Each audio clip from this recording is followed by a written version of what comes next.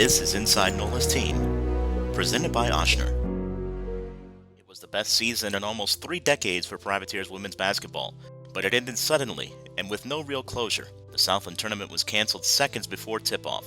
This is a story of finding strength in the aftermath of unforeseen adversity. To be honest, I had heard the buzz about the NBA. And when I heard the buzz about the NBA, I was like, okay, if the NBA is starting to feel this, at some point it's going to get to us. But I did not think that it was going to happen that day. Each of us have moments in our career, whether it be playing or coaching, that really, I think, defines us or that will be everlasting. And I thought for me, that moment was when I had to gather the Louisiana kids and get to Tyler, Texas for Katrina as an assistant coach. I thought that was it, because that was a whole nother story that is great to be told one day. But this moment, we'll never forget. But again, to actually be on the floor. Right now, we were moments away from tip-off.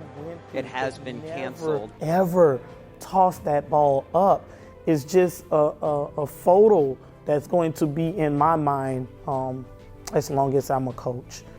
I felt like we was gonna win. We was gonna smack Southeastern the first game, but I mean, God did it for a reason. He took it away from us because, I mean, it's just for our safety. It really did feel like a movie. Like we all wearing masks and like we social distance. I never seen that before. Like this is my first time ever going through stuff like this.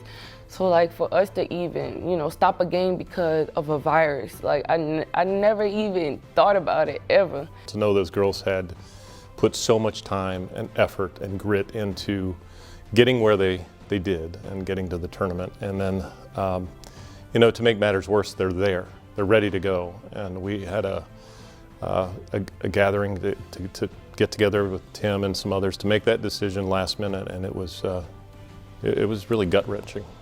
And I put myself in their shoes. If my season had been canceled, I really would have been devastated. Maybe less so if they hadn't gotten to the tournament, right? But they got there. And so to put all that time and effort into their season and be so proud and represent their school in the way they did, and then literally minutes out to have to make that call. I hope that, and I've thought about this quite a bit, and putting myself in their shoes. I think I'd have to recognize as a student athlete that my institution did that for my safety and for my health. It's still hard though. And if you remember, during that time, Italy was really exploding with positive cases, and their hospitals were completely overrun. And all of these partial or temporary hospitals were being built to help try to keep people on ventilators and keep people alive. It was a really scary time. I can't take anything for granted. I have to just take whatever I was bringing last year, bring more this year, because we have a lot of new people. And I'm gonna have to encourage the newcomers to get on board with the returners, because we ready. We know what happened last year. I think for the returners, it's motivation. I've heard DeAndre Thomas, as the captain, says we have unfinished business. And for the freshmen who really have heard this story told over and over, and even our junior college players, they want to finish the story. They want to come in and not so much rewrite a story, but finish where their previous team left off. I'm not sure what we're going to accomplish on the court yet because they're so young, but what I do know is that they are a special group, and they're really, really, I thought they were special when I signed them. I knew they were special when we began to meet on Zooms, and just the way that their attitude and approach is, and the way that they attended the meetings and were involved and encouraging, I knew, okay, this is a confirmation. But when they got on campus, and now it's no longer on the Zoom, and how they have been just really bonding as a team, and the first couple of workouts that we've had, it's like, okay, this really can turn out to be something extremely special. One of the big concerns we have right now is something called myocarditis. So myocarditis is inflammation of the heart. If the heart is inflamed and you're exercising at a high level, or if you're playing a contact sport and you can constantly get bumped and hit to the ground, the inflammation surrounding the heart can cause you to have an arrhythmia or an irregular heartbeat. And the irregular heartbeat can cause you to collapse and potentially need CPR and life-saving resuscitation to bring you back.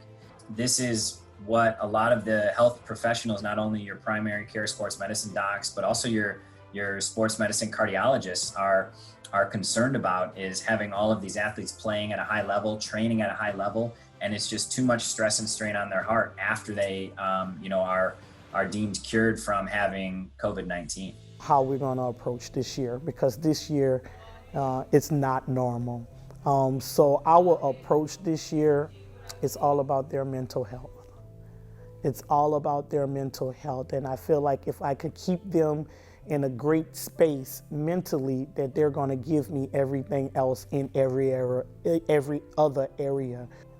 My players have an emoji mental health check-in, and they have the chart, and it ranges from a smile to the explicit tape across the mouth with the, if that's how they're feeling. But I give them the opportunity to express that so that we can start the day right. We have to make sure that they're in a good mental space with everything that's going on. And I think once they trust us, once they understand we're here for them, to provide a service to them, I think I'm gonna get anything else that I need out of them out of it.